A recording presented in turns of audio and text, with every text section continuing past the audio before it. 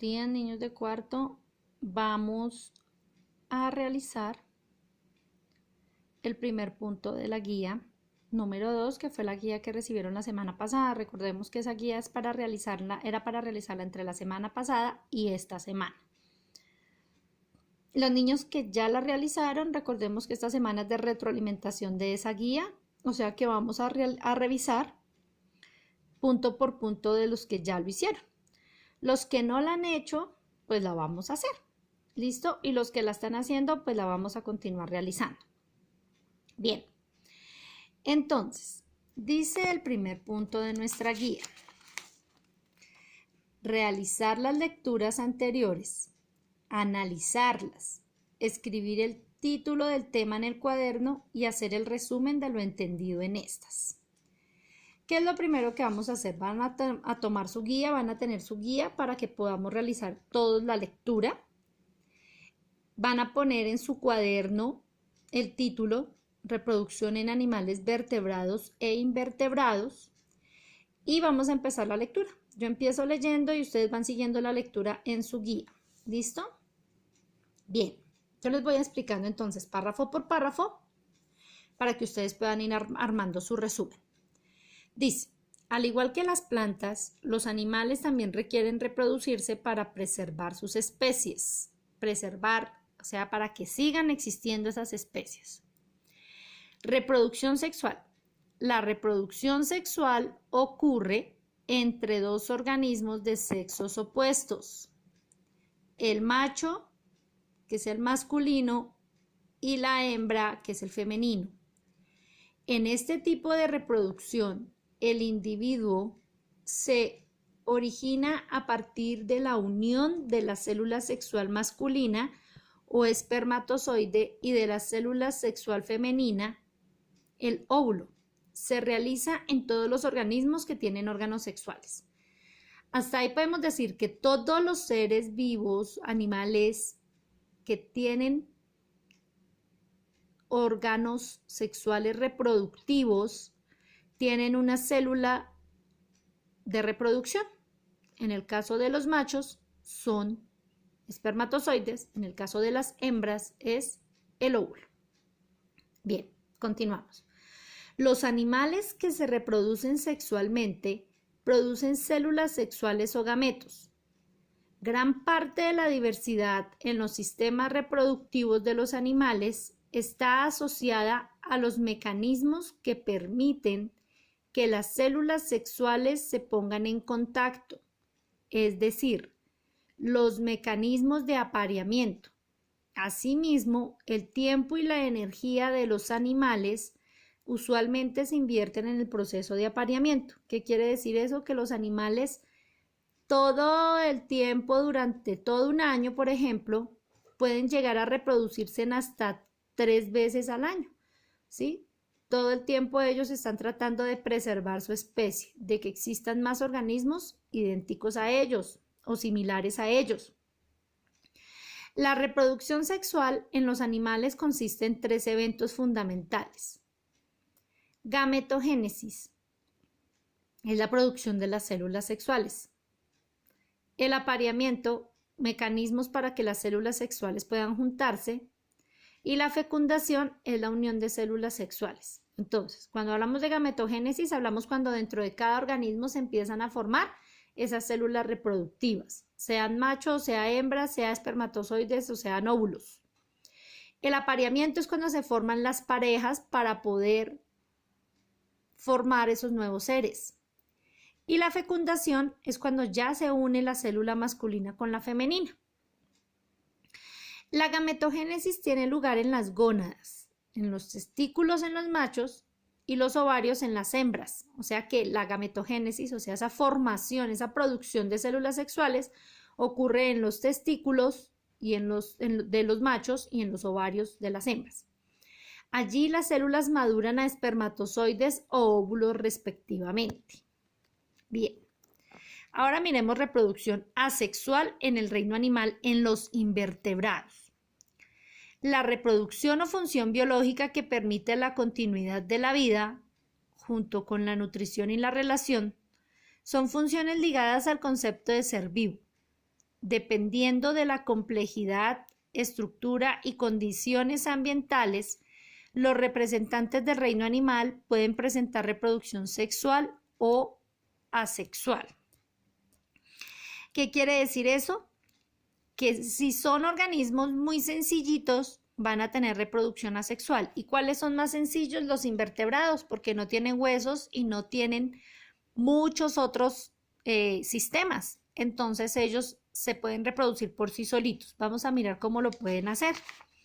Entonces, reproducción asexual. Es un tipo de reproducción en la que interviene un solo progenitor, o sea, él solito, no necesita formar pareja. Un solo organismo lo puede hacer. Y en la que a partir de una célula o grupo de células desarrolla uno o varios organismos. Es muy frecuente en animales invertebrados, lo que les explicaba ahorita. Los invertebrados generalmente son los que tienen reproducción asexual. Los principales mecanismos de reproducción asexual básicamente son gemación, escisión o fragmentación, esporulación y partenogénesis. Vamos a mirar cómo es cada una de estas. Entonces, gemación. En el cuerpo del progenitor aparece un abultamiento o yema que va creciendo. Esta estructura puede separarse y originar un nuevo individuo. Ejemplo, hidra, pólipos y corales, así como estos, ¿vale? Entonces, ¿qué es lo que pasa ahí?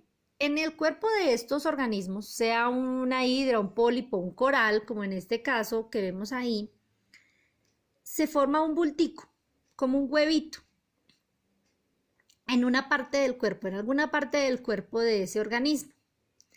Y allí, ese huevito, ese pólipo, perdónenme, en esa yemita, ese abultamiento se separa. Y al separarse va a formar otro organismo de la misma especie de él. ¿Listo? Ahora, entonces ahí ya él lo hizo por sí solo. Creó ese bulto, su propio cuerpo, y de ahí ya salió otro organismo nuevo sin necesidad de unirse a otro ser, como en el caso de la reproducción sexual. Vamos a ver la escisión o fragmentación. Consiste en la separación o división del cuerpo del progenitor en varios fragmentos, cada uno de los cuales origina un nuevo individuo. Ejemplo, la estrella de mar o la planaria.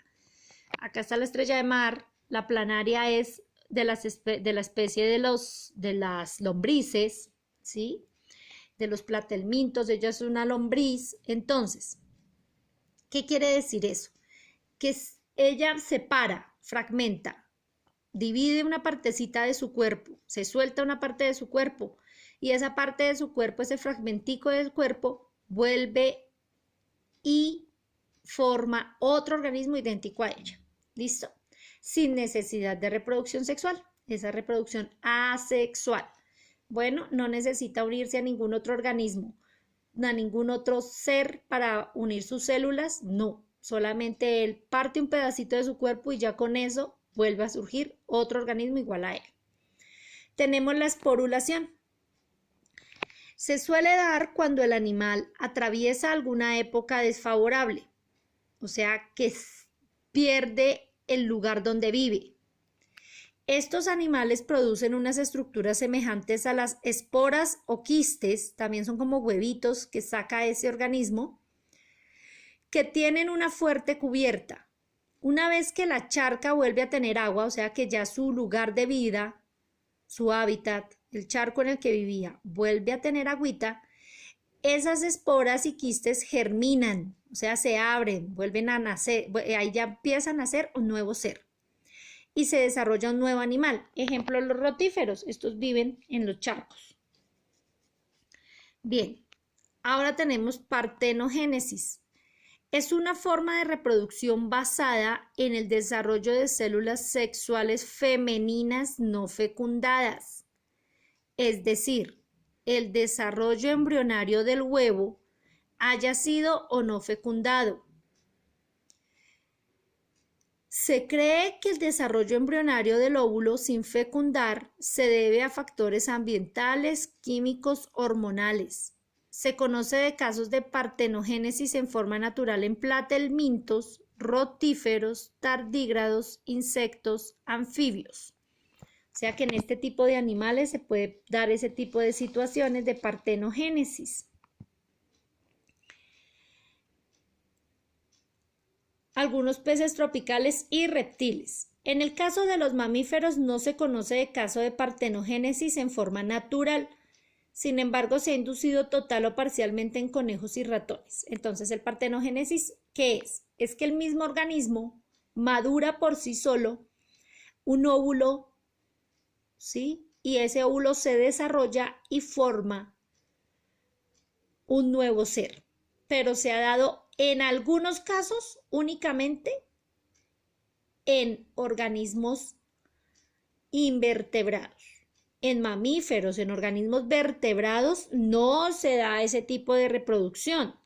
En organismos vertebrados no se da ese tipo de reproducción asexual. ¿Listo? Se da en los invertebrados. Bien, entonces, con lo que leí y les expliqué, con lo que leímos y les fui explicando de cada uno de los párrafos, cada uno de ustedes va a desarrollar en su cuaderno, después de haber puesto el título, que ya les dije cuál era, que el título es Reproducción en animales vertebrados e invertebrados, va a escribir el resumen de lo que entendió, de lo que leímos y de lo que les expliqué de cada parrafito.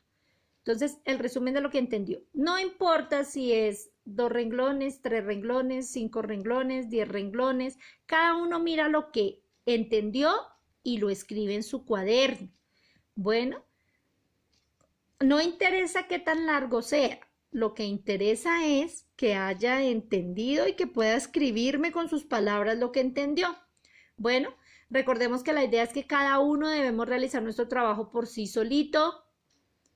Bueno, sin apoyo de papá y mamá, porque ya papá y mamá tienen que ir a trabajar y tienen que empezar a hacer muchas otras cositas fuera de casa. Entonces nosotros nos vamos a encargar de hacer nuestras tareitas. Bien, mañana entonces resolveremos el punto número 2. Chao, mis niños.